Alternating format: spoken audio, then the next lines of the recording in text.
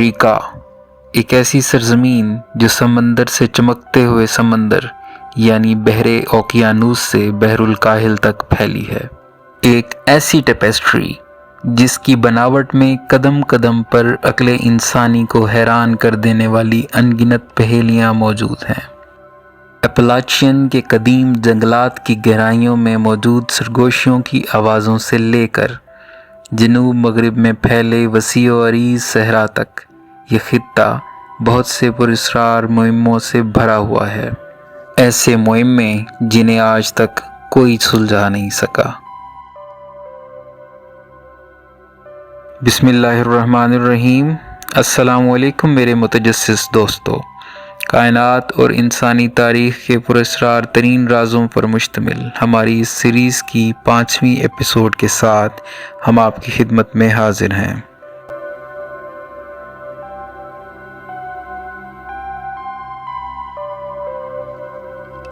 دوستو، 13 مارچ سن 1997 کی خنک رات میں 8:16 پر امریکہ کے نیشنل UFO رپورٹنگ سینٹر کو ایک کال موصول ہوئی۔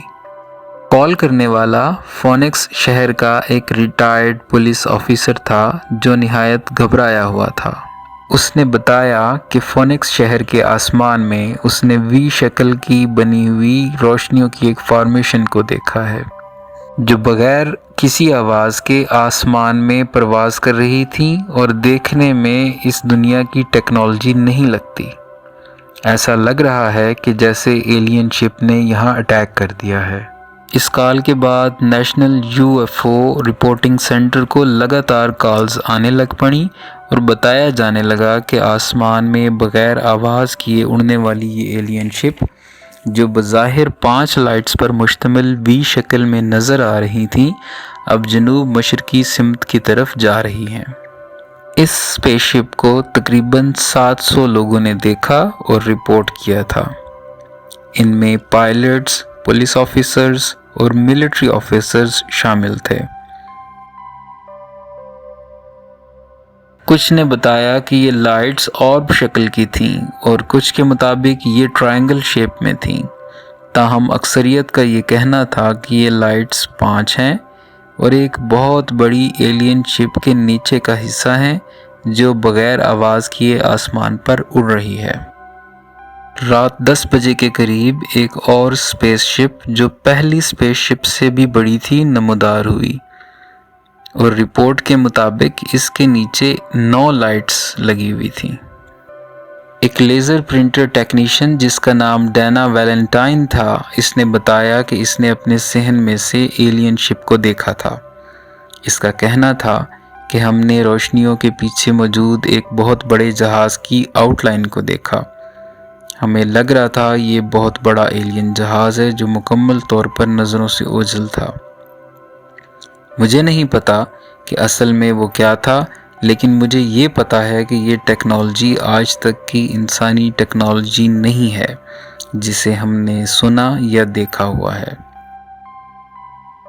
دوستو، حیران کن بات یہ ہے کہ ایئر ٹریفک کنٹرولرز کو ریڈار میں یہ روشنیاں نظر نہیں آ رہی تھیں، لیکن آسمان میں وہ ان روشنیوں کو بخوبی دیکھ سکتے تھے۔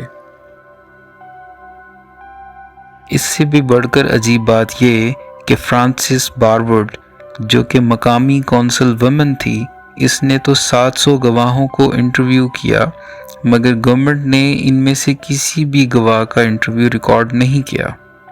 دوستو، سن 1952 میں جب پہلی مرتبہ US آرم فورسز نے UFOs یعنی ان آئیڈینٹیفائڈ فلائنگ آبجیکٹس کی اصطلاح کا استعمال کیا تو انہیں فلائنگ ساسرز یعنی اڑنے والی تشتریوں کے طور پر رپورٹ کیا جانے لگا۔ کچھ کے مطابق یہ ایک تشتری اور کچھ کے مطابق 2 تشتریاں تھیں۔ کچھ کے مطابق یہ انڈوں کی طرح کے آبجیکٹ تھے، کچھ کے مطابق یہ ہیٹس کی طرح کی شکل کی تھیں اور کچھ نے انہیں لائٹ بلب کی طرح رپورٹ کیا۔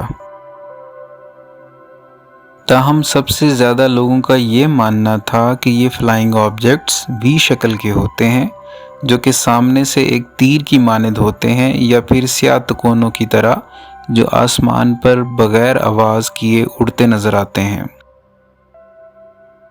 ڈیوڈ مارلر جو کہ ایک UFO ریسرچر تھا، اس نے اپنی رپورٹ میں بتایا کہ اس نے 17,000 سے زائد کیس فائلز کو جانچا ہے جس میں ٹرائنگل کرافٹ کے بارے میں رپورٹ کیا گیا تھا۔ ان رپورٹس میں ان ٹرائنگل کرافٹس کو بلیک ٹرائنگلز کے طور پہ بھی لکھا گیا تھا۔ 1950 سے لے کر 1970 تک ٹرائنگولر شیپ کے UFOs پورے امریکہ میں رپورٹ ہوتے رہے۔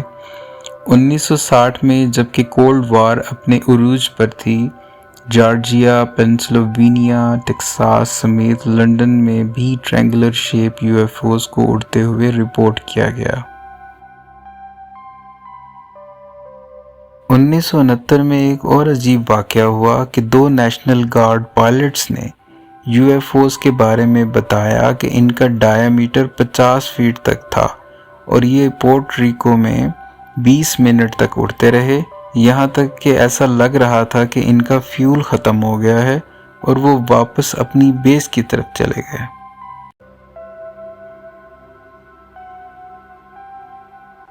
ناظرین، اگر ہم مان بھی لیں کہ یہ US ایئر فورس کے ایڈوانس اسپائی ایئر کرافٹس ہیں، تب بھی یہ ایک ایسا راز ہے جس پر ہزاروں پردے پڑے ہیں۔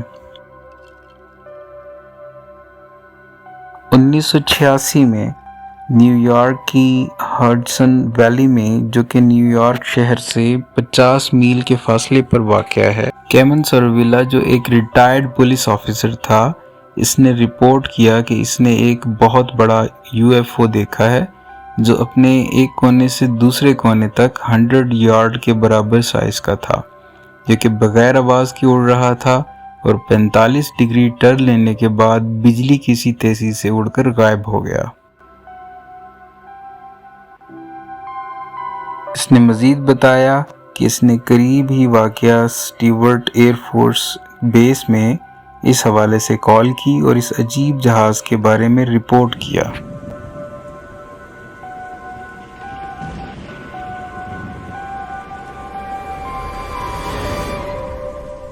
تاہم حکومتی سطح پر ان تمام شواہد کو محض اسپیکولیشنز یا کہانیوں کے طور پہ بتایا جاتا رہا۔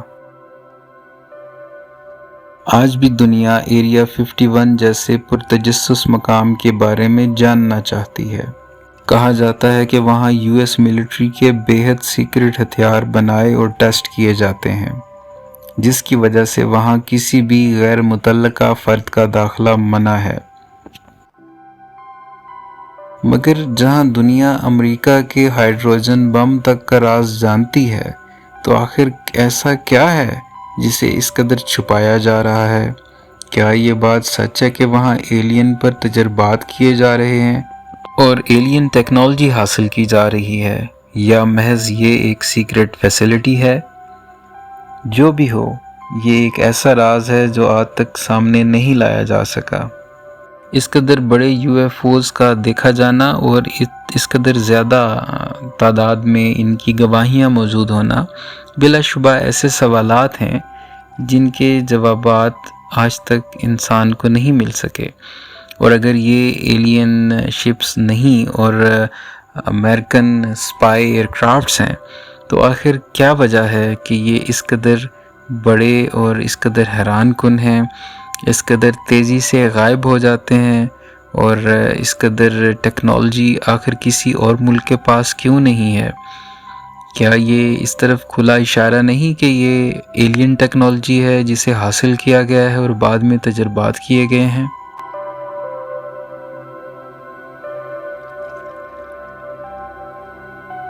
تو ناظرین، فونکس شہر کی اڑنے والی روشنیاں آج تک ایک معمہ ہی ہیں جن کے بارے میں کوئی ٹھوس وضاحت آج تک پیش نہیں کی جا سکی۔ تو دوستو، یہ سب کیا ہے، اس کے بارے میں اپنے کمنٹس میں ہمیں ضرور بتائیے گا۔ علم و حیرت کے سفر میں ہمارا ساتھ دینے کے لیے آپ کا بے حد شکریہ۔ اس سیریز کی مزید اقساط کے ساتھ آپ سے پھر ملاقات ہوگی۔ اپنا اور اپنے پیاروں کا بے حد خیال رکھیے گا۔ اللہ حافظ۔